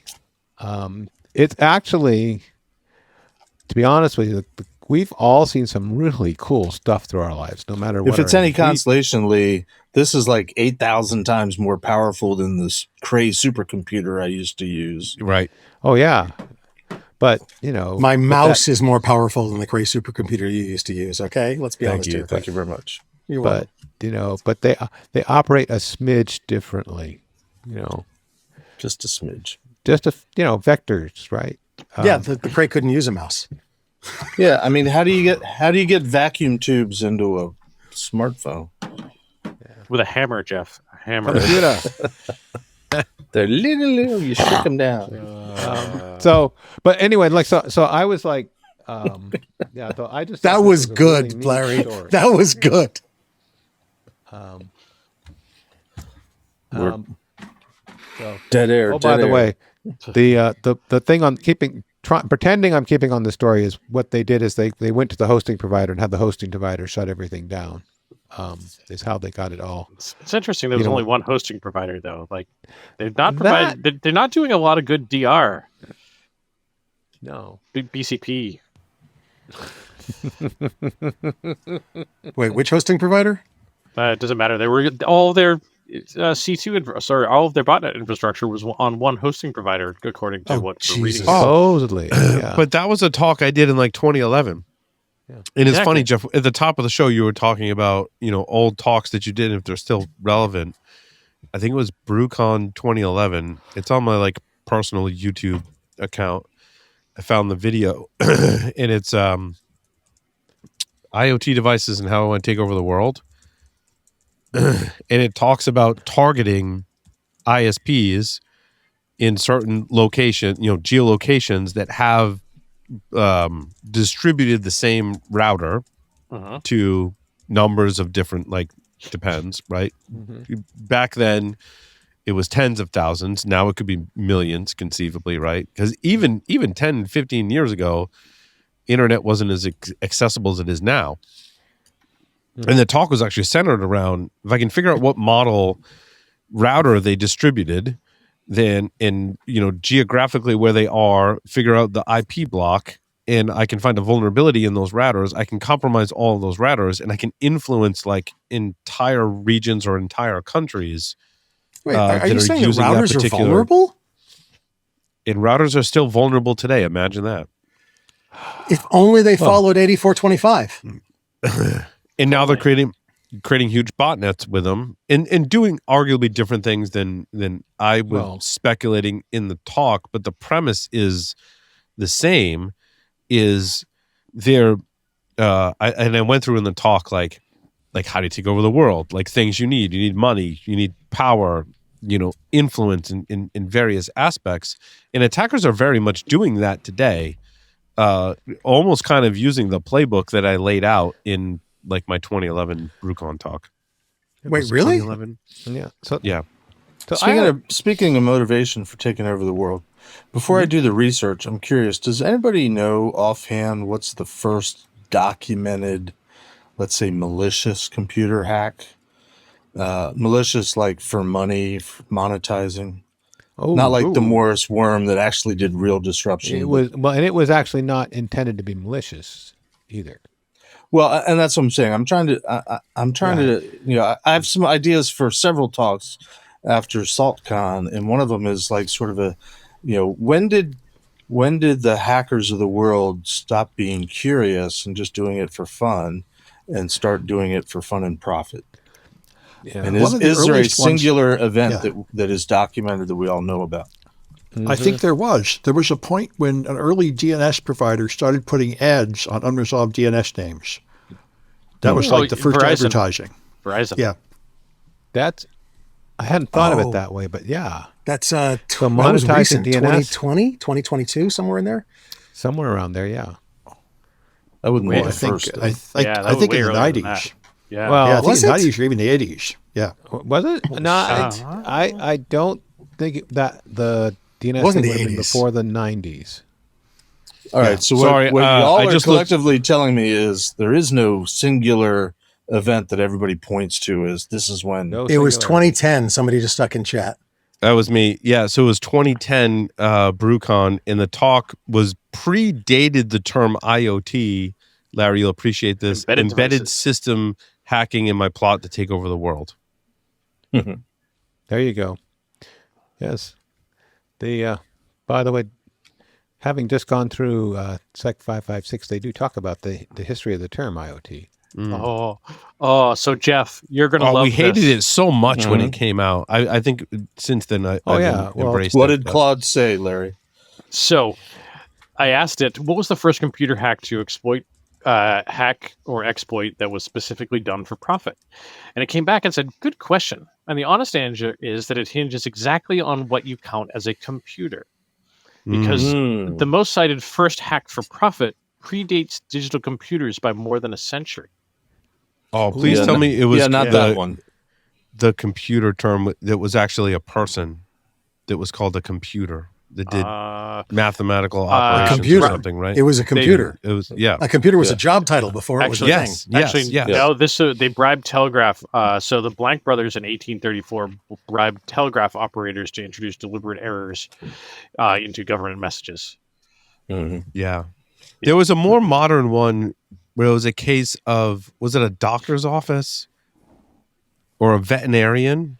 And they like it was like the wife of a veterinarian who was a phone switch operator, and any call to a veterinarian she would route to her husband's veterinary clinic and not any of the other veterinary clinics. It was something like that. It was a dentist's office, something like that. Also, I think in the 1960s, there were exploits on COBOL-based financial systems to steal the fractions of a penny, the round-off errors. Yeah, well, Office Space. Yeah. Yes. Yeah. Well, the history, to the SALTCON reference, right? The history of hacking is super. We've collected enough history of hacking that it's super interesting, right? To study the history of it and how it applies today. 100%. Interesting. Yeah. So actually, although you're reminding me of a conversation I was having the other day with somebody about one of the, early movies that talk about, computers and AI going awry, and they mentioned the Colossus, the Forbin project, where there's like one supercomputer controlling American defense, and it decides it's not sure about the humans and finds that it's got a buddy over in Russia, and they work together to take over the world. Oh yeah, there's some great clips where and people this go is through on a book from 1960. Yeah, but there's some great clips that go through like 1970s-ish sci-fi movies that talk about AI and stuff like that. Like I feel like there's a watch party when all of us hang out in person someday. When you have like a watch party of like 70s sci-fi that talks about AI. It'd be totally cool if we could get together in a studio. Never mind. Right? So actually, I had a couple of stories I didn't want to spend a whole lot of time on, and that one of them was my number 9, which is the net login RCE. Rather than get on to whether what the point I saw in that story is that to get the fix, you have to patch all your DCs, and it's really tempting to patch them one at a time to make sure you don't break shit. But until they're all patched, you're vulnerable. It's one of those, damn it, I didn't fix it yet. And oh, by the way, the patch came out Super Tuesday last week. So it's in your hands, as it were. I liked your story number 6, Lee. That's one I was looking at, which is CVE 2026-0257, is the authentication bypassing global protect. Yeah.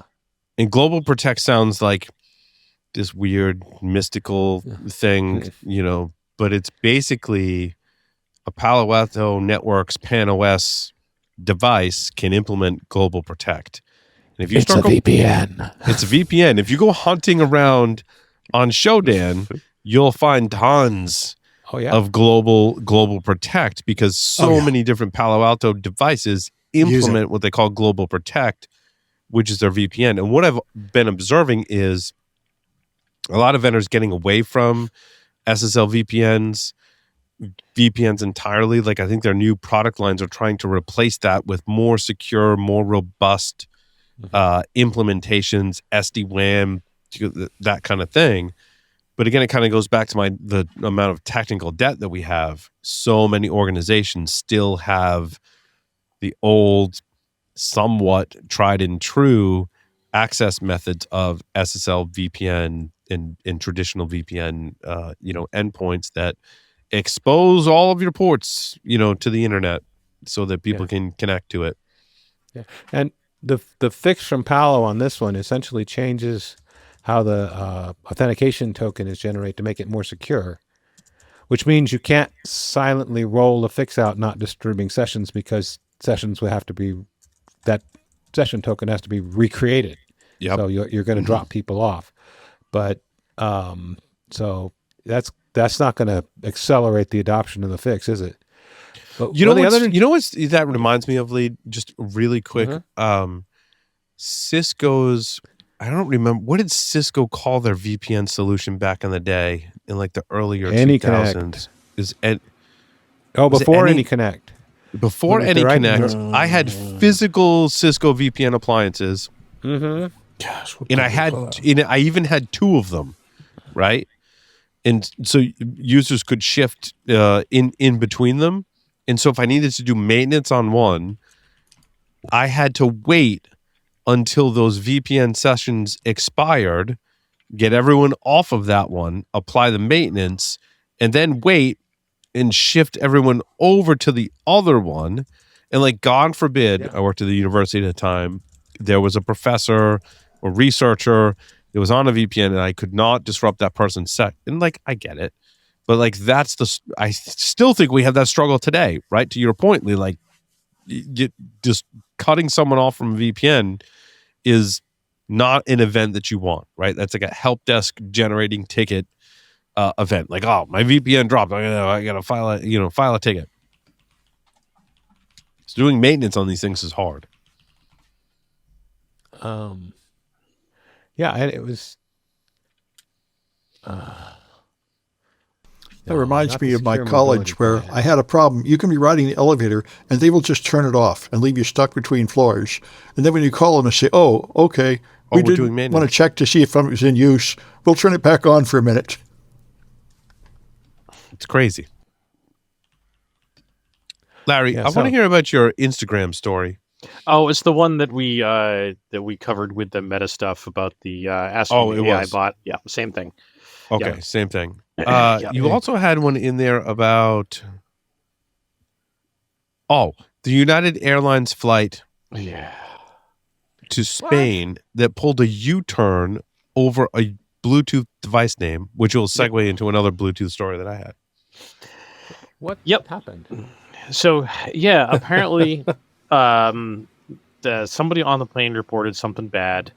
You could actually see live ATC of the plane turning around, which is weird because when I saw it, I think they were 4 hours and 24 minutes in the air towards Spain, which was already more than halfway to Spain. Yeah, from New York to Spain. Is that what the flight path was? Yeah. Newark, New Jersey to Spain. And Newark. They were like, an hour and a half out. Yeah, and they turned around back to Newark.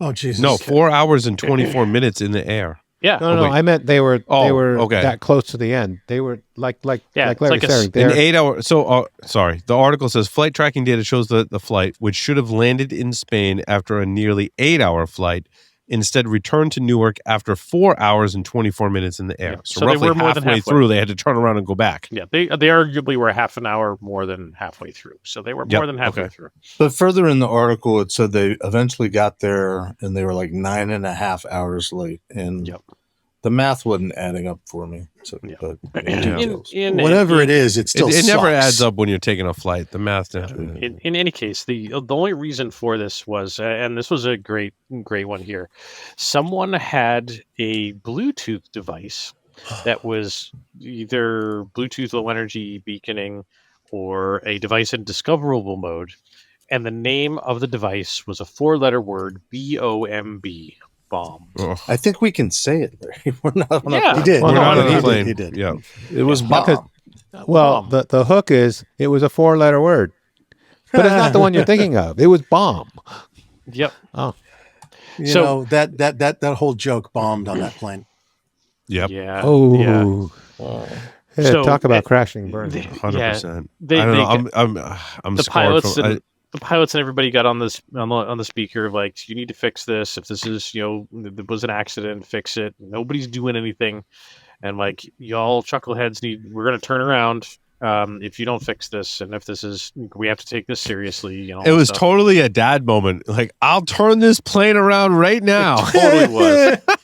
It totally was. And I laugh, but I feel bad for the passengers and crew Yep. on that plane for having to turn it around. Yep. Everyone collectively, I feel bad for that. And quite honestly, sucks. I'd argue that the person that probably named their Bluetooth device Bomb didn't think anything about it. No, it was allegedly a Bluetooth speaker, was probably in their backpack, and like had no idea that the button had pushed the device to be on and in discoverable mode. So like, yeah, of course I'm, like I can think of me being the one that had the speaker, not that I was, like not even realizing that this is my device, that I probably named it 3 years ago, and that it's on in my backpack. Like, I probably wouldn't even thought twice about it. Well, because bomb has a lot of, I mean, you've seen me wear the t-shirt, I bomb atomically with the nuclear explosion. Yep. Like, has nothing to do with nuclear or bombs or anything. It's a hip-hop Wu-Tang reference, right? And that probably could be why they named their speaker that, right? Okay, how many of us right now have our phone's hotspot named something like FBI surveillance fan? Yeah, totally. I do the HD More thing with my phone because I have an Android phone. You can name your phone hotspot? You can. Yeah. Well, I named my phone Paul's iPhone 16. So I'm going to name mine Bomb. People think I have an iPhone, but I have Android. With an E. I'm going to make an accent. I'm going to make it French. For the record, mine uses Unicode. It uses some emoji as my phone's name, so it shows up as Unicode for the SSID, which messes with a whole bunch of tools still. Oh gosh, that's good. I actually I need to do that. That's awesome, dude. Mm-hmm. Lately, have you guys watched the TV series? There was a comic called The Boys. Yeah, I haven't watched any. I only watched season 1 with the Soups. I haven't watched the new one. The Soups, yeah, it flips superheroes like on its like completely backwards and sideways, right? And there's I think it's like a pretty famous thing from the comics, the airplane scene where the superheroes go on the plane and they mess up and they let the plane crash and like the whole thing. They got me thinking about that. It's a really messed up. Well, it's a messed up comic. And it's a messed up TV series. And of course, they don't match exactly. And the internet is always quick to point out like where they don't match. But like, just as a quick aside, like into comics and science fiction and TV shows, it's a pretty wild series to watch. I didn't read the comics, but it's a pretty wild series to watch. Dude, there's so many scenes that are like so messed up, like completely superhero messed up. Like the two of them are making out and they crush the sniper against the wall and turn him into a paste while they're making out. Oh my God, there's so many messed up scenes in that comic and in the TV show. Yeah. I don't know. I recommend it, but like, don't watch it with your kids. Like I've told my kids, I'm like, you're not allowed to watch this show. Like my younger kids, I'm like, because they'll be like, oh, I want to watch that. Like I saw like a thing. I'm like, no, you're not watching that. Paul, don't let them watch that. I don't think we talked about this yet. Can we talk about your story 11? Oh, real quick. The airplane story. So we're having a little discussion about this with the 617 instructors, and Monte Elkins proposed some questions here. So we see a Bluetooth speaker on an airplane named Bomb. Should we exercise our due diligence, take it seriously, especially considering what would happen if it was real? B, ignore it because no real bomber would name their bomb. Or C, something else. And apparently they did a combination of A and C. Yeah. Total dad moment, and we're going to turn this car around and took it seriously. Josh, I want to go to my story number 2 because it relates to this one, and then we'll do 11. Okay. So my story number 2 is pwned blaster, hacking your PC, using your speaker without ever touching it. This is pretty awesome. Creative, we all remember Creative sound blasters from back in the day. Yep. Creative's got a product called, and I haven't looked at this product in depth, but Creative's Katana V2X is like a speaker with like a display kind of thing. Because everything needs displays and RGB. Everything. Well, of course it does. It's a compact tri-amplified gaming soundbar with a downsized subwoofer, but it also has like a display on the front. Okay, so that's what it is. So it can be fully reflashed over BLE using the undocumented CTP protocol without pairing or physical access, letting any attacker within approximately 15 meters push arbitrary firmware. Now, I'm reading from that's an article. a great idea. If anyone wants to debate Larry, especially the approximately 15 meters, we want to get nerdy on that, that's fine. It goes on to say, with a small patch, tens of megabytes, the soundbar's existing HID media keys interface is extended into a full keyboard, so the device becomes a remotely triggered rubber ducky that types commands on the host PC while still behaving like a normal speaker, which is totally possible, right? Any Bluetooth device can become a HID device, and can become a rubber ducky device. So that totally tracks. So that's the awesome part. Like, the hack is awesome. The article goes into all the details on the hack. What's not so awesome is Creative's official position to SingCert. I'm not sure what is it. The Singaporean cert was that this does not represent a cybersecurity risk. So the latest upstream firmware remains vulnerable, and there is no vendor patch pipeline.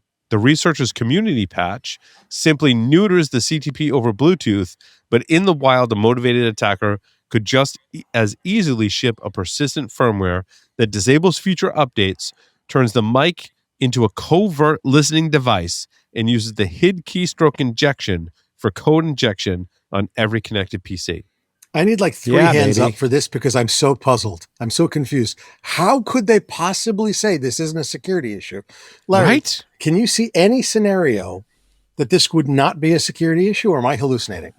I think you're hallucinating because this is a problem. Yeah. I think this is a case of, I don't want to fix that. It's the way it's supposed to be. Yep. If I close my eyes and I can't see you, you can't see me, right? That's correct. You forgot putting your head in the sand. Jeff, you always forget putting your head in the sand. Well, but one thing the researcher did, but the researcher, I can understand there might be some debate if as a researcher, I point out a vulnerability and I kind of theorize as to how attackers might use that vulnerability. It's a different story when, as a researcher, like, here's a proof of concept where I'm weaponizing the vulnerability. Mm-hmm. Then, in my mind, there's no debate. Yeah. Because vendors will debate, and sometimes they're not, like, completely wrong. Like, they're trying to do their due diligence, and it could be maybe they're debating the Bluetooth spec and being like, look, I wrote my code in accordance to the Bluetooth spec. It's not a vulnerability in my product. It's a vulnerability in the specification, which we've seen, which you can issue a CVE for, and that kind of gets wonky, right? Then you get into kind of a pissing match. But in this case, if a researcher goes, there's a vulnerability, it's in your product. Also, by the way, here's a weaponization of this exploit in your product. It's negligence if you don't recognize that as a vulnerability. Yeah. Right?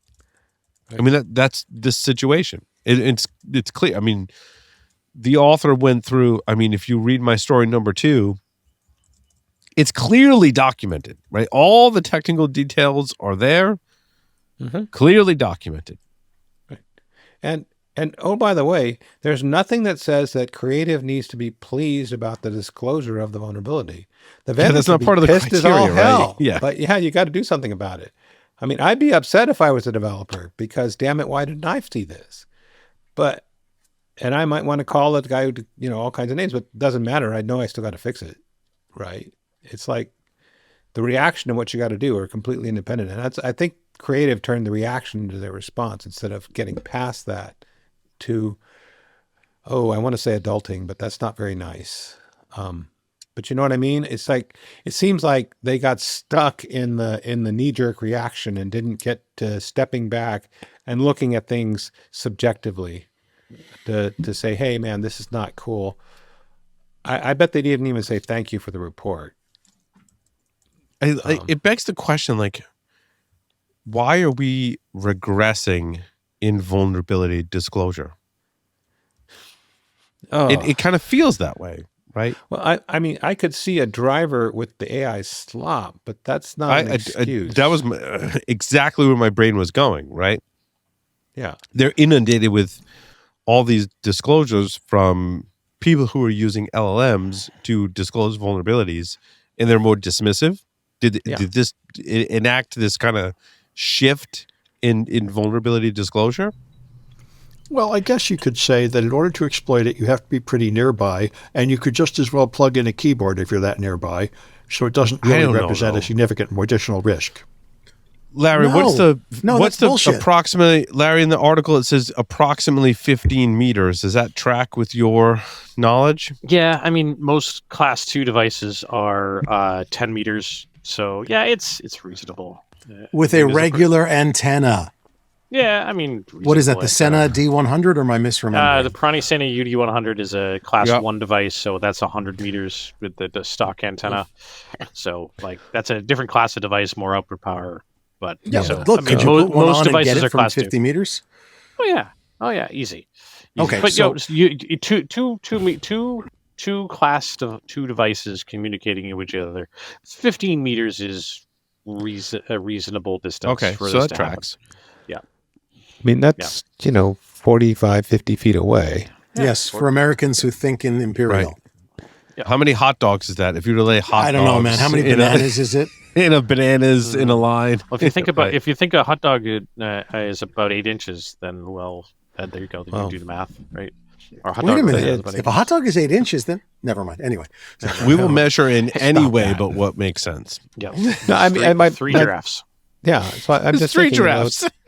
I love that. I want to call this episode 3 Giraffes. Yeah. On a somewhat related story, not even a story here, but I'll share this one. Because Paul, you mentioned like we could take this Bluetooth speaker and turn it into like USB connected devices and turn it into a rubber ducky. So as part of the SANS IoT course, we have some of the kit materials that they hack on and stuff shipped to our house to prepare them for the students, and that's our oldest job. They get paid piecework to do that. And this last shipment of the adapters we use to do Zigbee attacks with, there were 2 of these packages that were mispackaged. And one of them was a 6-axis accelerometer, which not the USB Zigbee adapter. And the other one was this USB thumb drive. Wait, I'm sorry. They were supposed to ship you a Zigbee device. Instead, they shipped you a USB thumb drive. Yes. Well, in fact, it was like 120 Zigbee adapters. And what was on the thumb drive? Yeah, what was on the thumb drive? Because our oldest that was my question. Dad, cool, free thumb drive. And I'm like, wait a minute, free thumb drive. So we went through a little experimentation last night, and I plugged it into my Linux box, and it started executing keystrokes. What? Oh, you got a rubber ducky in the mail by accident? I don't know if it's a rubber ducky, but it shows up on an Arduino Nano or an Arduino Micro. With the serial port, ACM serial port still available, and it injects keystrokes, specifically WinR, a pause, and then CMD. No freaking way. Oh, that's cool. That's a rubber ducky, let's be honest, or damn close to it. You know what I mean? Yeah. I love that. What a love note. Yeah, but in the wild, like by accident, like this shit happens. Right. I mean, that's a wild accident. I mean, I was Wait, so call where that a supply chain hack, where are you whatever. ordering that stuff from? Is that coming from China? Amazon. So Really? Amazon, but China. Yeah. But China. Yeah. Okay. Well, but that could be the whatever distribution center. Somebody pulled a fast one. Right. Yeah. And I have to go and look because we've had this happen before where they gave us 120 and the package was labeled incorrectly for this odd one out, and we got something different. So I have to go and look through all of the the actual labeling on the packaging, because basically they're putting 120 of these little anti-static steel bags in a big bag and shipping them to us. Yeah. So I got to look and see if it was actually mislabeled or the label on this device was in fact, something else. Yeah. So Yeah. So it's an Arduino We've had Nano. stuff shipped repeatedly wrong from Amazon because I think the wrong unit was in the wrong place. So they you got they like said, a sprinkler instead of an electronic device or something. Yeah, and it was it was clearly in the wrong bin. But so we definitely had an adventure with this. I spooled up a couple of virtual machines, snapshots, of course, and apparently WinKey R doesn't do anything on Windows 11 anymore. It also doesn't do anything on Windows 10. I thought it. No, it did. It did on Windows 10, but for whatever reason, when I plugged this into Windows 10, it had to configure and register as a keyboard or something, and then it didn't actually work. So I unplugged it and plugged it back in again, and it still didn't do anything. Okay. So that could be a Pro Micro. Arduino Pro Micro? Yeah. Sounds familiar. Could be. Because they're able USBs. to fit inside of a USB case. Yeah, exactly. Yeah, actually, that's really cool. So it's either a bad USB or a very cool little Arduino. So yep, it is an Arduino Micro. Yep. That's cool, dude.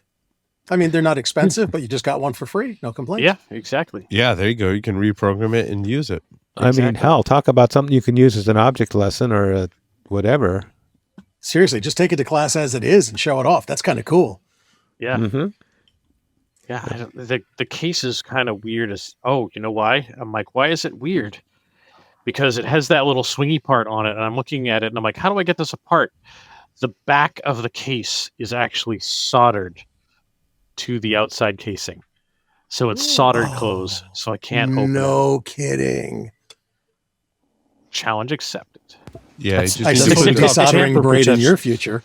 You just need to put that in your toaster oven for a little while and heat it up. Yep. Little do our viewers know that all the hosts have now zoomed Larry's window so they can see what he's doing. Yeah. Cool. All right. I think we had another story we wanted to move on to. I apologize. So for I wanted to go back to Nightmare Eclipse for a moment. My story number 7. Mm-hmm. Nightmare Eclipse made a blog post on in late May 29th, last Friday, that alluded to Nightmare Eclipse working with another security researcher that Nightmare Eclipse says the other researcher found a way to violate secure boot trust. Then it goes on to say it's not a full secure boot bypass, but it breaks the guarantees secure boot is supposed to provide. I'll be honest, I don't know what that means. It's very ambiguous. He also goes on to say, we believe this be used. Well, the English is not great. We believe this be used to compromise confidential virtual machines, but we're not really sure if that's possible since we don't have access to such technologies. One thing we're sure of, it fully bypasses BitLocker, and the bug will be released sometime in June. That's all we have. It is the most ambiguous vulnerability disclosure in history, perhaps. But yeah. So look for that coming out in June. God. Sometime.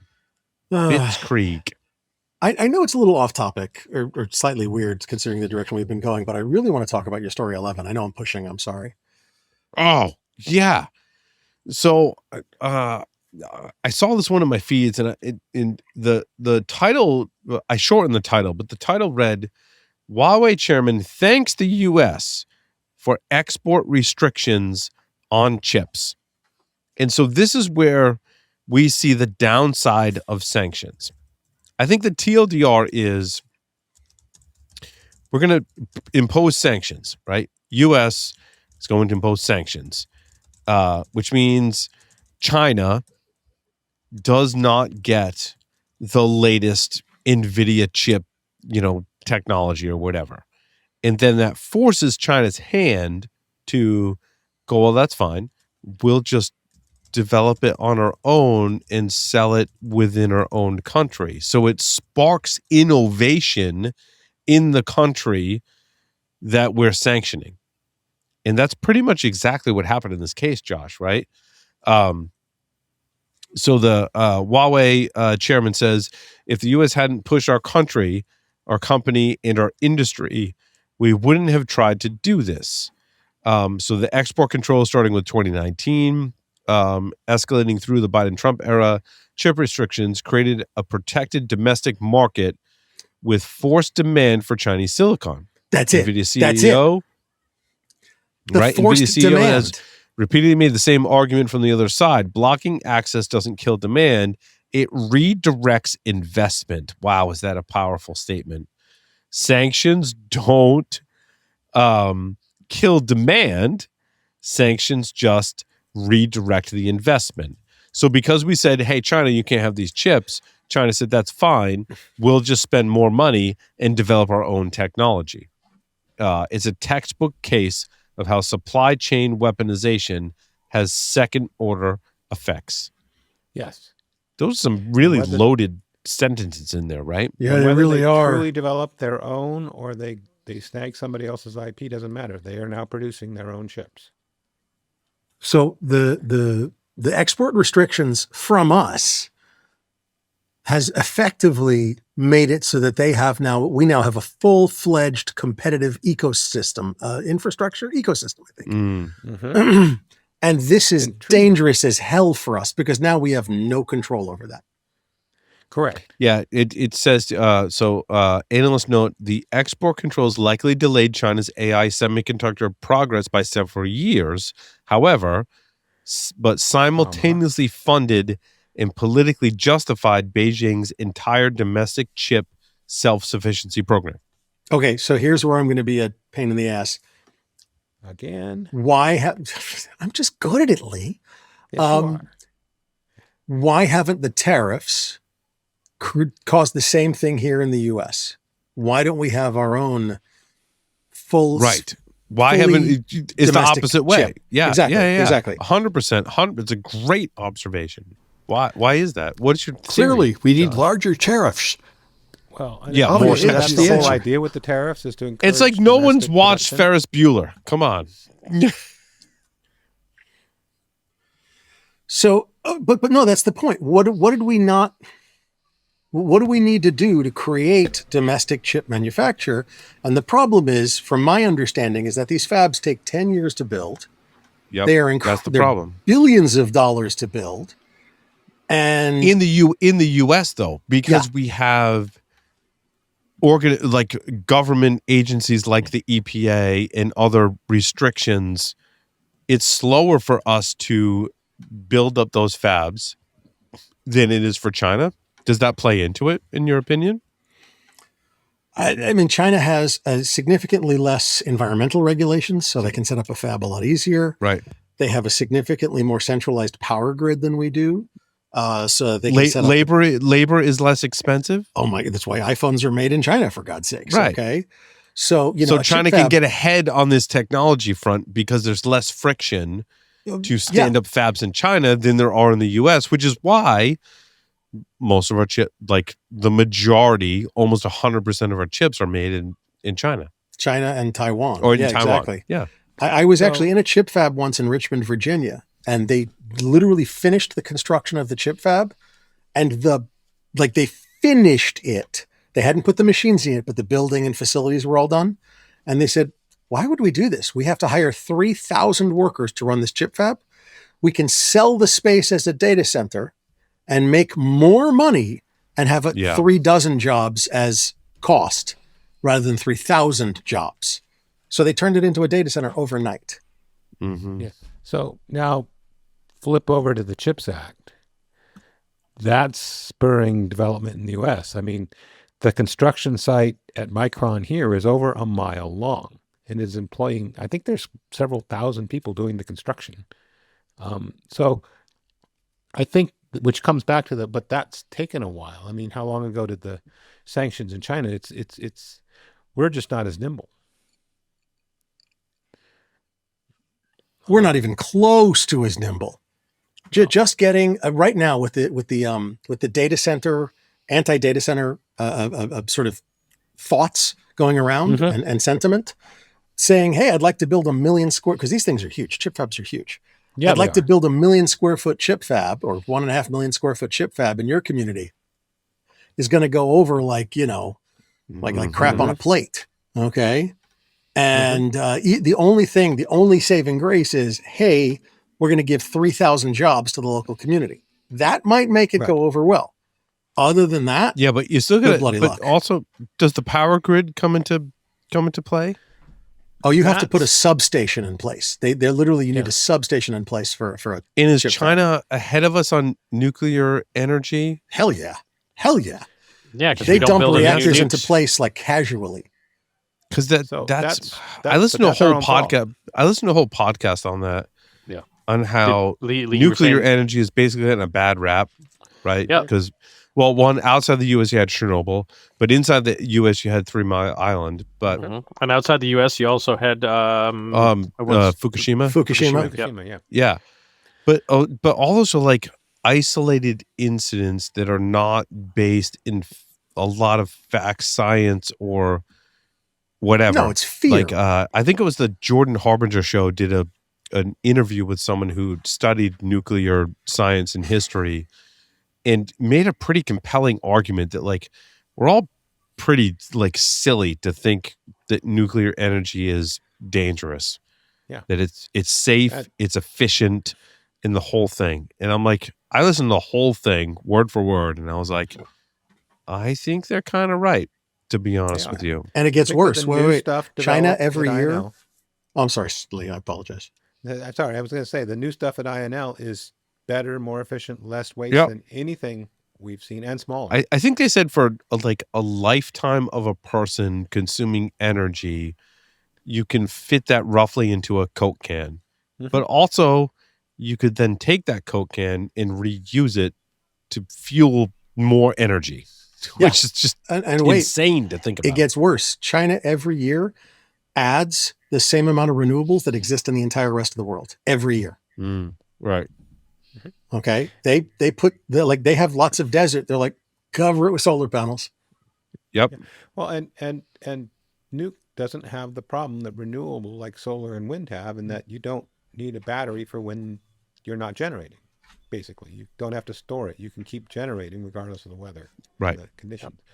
They also said that you can convert traditional like oil or however you're fueling your power centers today with nuclear, because it's kind of similar. Like nuclear produces steam. It's electrical. Yeah. Sucker's electrical. Well, I mean, it's 1.21 gigawatts.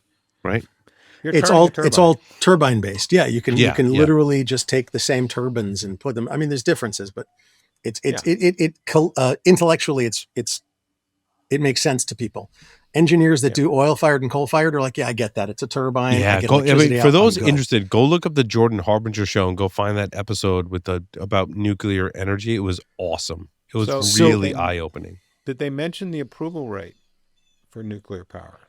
Oh, here in the U.S. It's god awful. There was something about California, like how many nuclear power plants in California versus not nuclear power plants, and how many you could replace. Like it's like I will volunteer. It is astonishing. I will volunteer right now for a small nuclear reactor for my house or my neighborhood.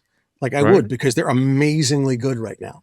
If you've ever looked at the lifters, the SMRs, the thorium, salt, like they are insanely, the pebble beds, they're amazing what they've been working on. And the with the power demands are ridiculous.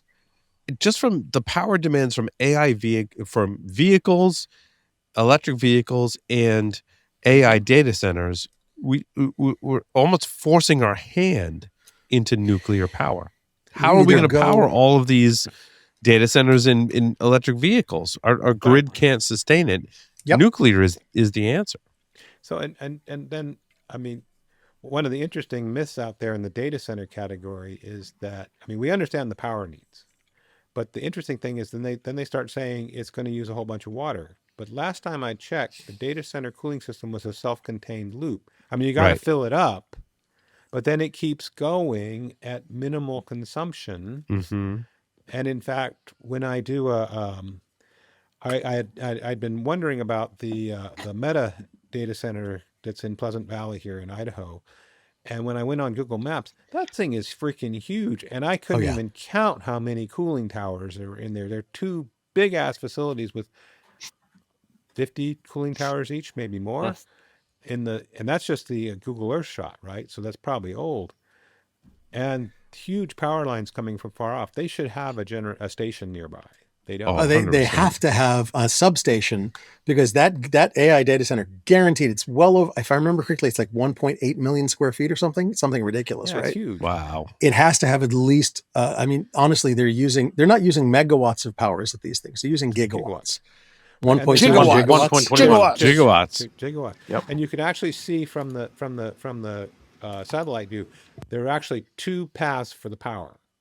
One coming from the east, one coming from the west. Because they try to put them on electricity grid intersections so they can get from two different power grids for redundancy. Which I'm down with. That works. Oh, yeah. As a designer, it's an amazing concept. Well, as someone who has to pay for the power bills for these places while they build them, crap. Well, actually, the interesting thing is, do you know how fast we can switch the power to a facility between two grid sources? 112 milliseconds or less. Yeah, it's about, they told me they could, if it went slow, it took 7 cycles on a 60 cycles feed. Oh, damn, that's a lot faster than I thought. Jesus. Right. And actually... no, wait, they're not running at 60 hertz. They're running 3-phase, aren't they? But my point is it's that fast. It's super fast. That was the number I was given. And I understand about the 3-phase and all that stuff. And it's, 200, it's way up there, 250 or higher kilovolts. I'm not an electrician. I play at one on TV when I switch outlets and try to kill myself with electricity. So, by the way, these are the guys, this was an IoT system I had at work. They referred to low voltage as anything under 13 kV. Jesus Christ. And they had some cool shit, Larry. They had some really cool shit. Wow. That's why I tell people, go check out your your control systems. Yeah. They may sound boring, but they are really cool. Just for clarity, that's 13,000 volts if you weren't sure about the abbreviations. Yeah, which is considered low voltage, right? Yeah. And anything under that is low voltage. That is people that have insulated gloves that are like 1.5 inches thick. In their control and room flash on the wall suits is a meter, and it measures megawatts. Speaking of really cool shit, Paul, tell us, unless I missed it, tell us about your story number 7, Blitzkrieg. He did. Oh, you did? Okay, never mind. Yeah, I did that one. Sorry. Okay. That's right. Now that you're saying it, Nightmare Eclipse. Okay, yep, never mind. Hey, by the way, is anybody surprised that we're starting to see phishing attacks based on the World Cup? No, of course not. Any major event, you're going to see phishing. Yep. Yeah, so actually the cool thing is FBI put out a PSA, and the cool thing in the PSA, I mean, there's a lot of stuff we could come up with that's in there, is there's a list of domains that are being spoofed. So you've got some IOCs, which is very useful. Lee, I'm surprised that a phishing attack company, group, whatever, hasn't set off a 4-letter word at an event just so they could use it to phish people. I love that idea. Like, seriously, you know that every major disaster or newsworthy whatever, hurricane, explosion, whatever, they phish people for that. I'm surprised they haven't gone, why don't we just manufacture it? We'll be pre-set up and ready to go. Yeah.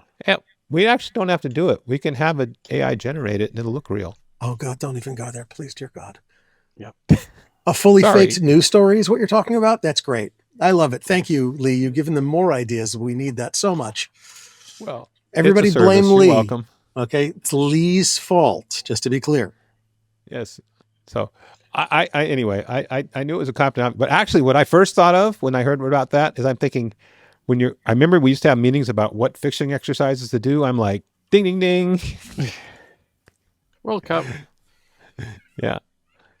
You are so bad, dude. I mean, think about it. If you want, you got leverage what's out there to help people learn. I mean, Yep. You got to be credible. Dear God. This has been fun, guys. In our remaining minute, what do we got left? Did we talk about Lee's story number 1? Did we?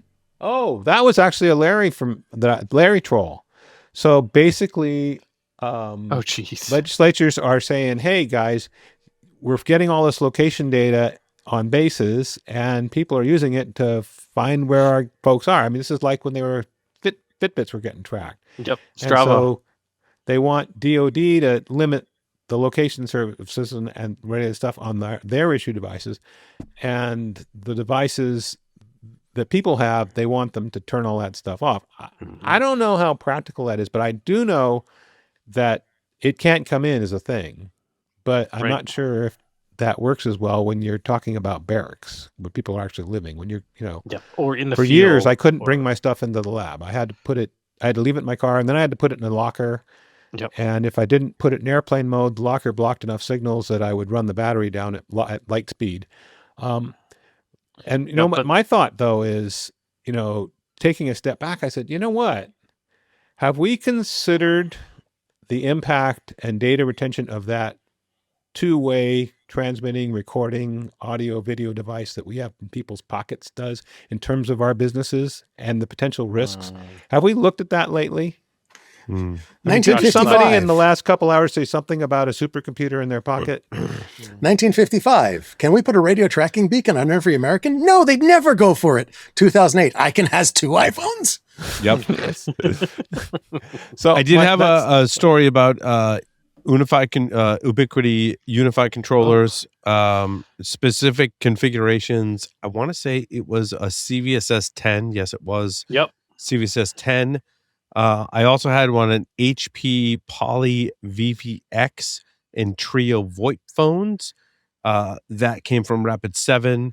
That was pretty cool. Compromise of your VoIP phones. I think that kind of rounds out the stories for this week. I want to thank everyone who was on the show this evening. Thank everyone for listening and watching. That will conclude this episode of Paul Security Weekly. Larry, take us out. Over and 3 giraffes.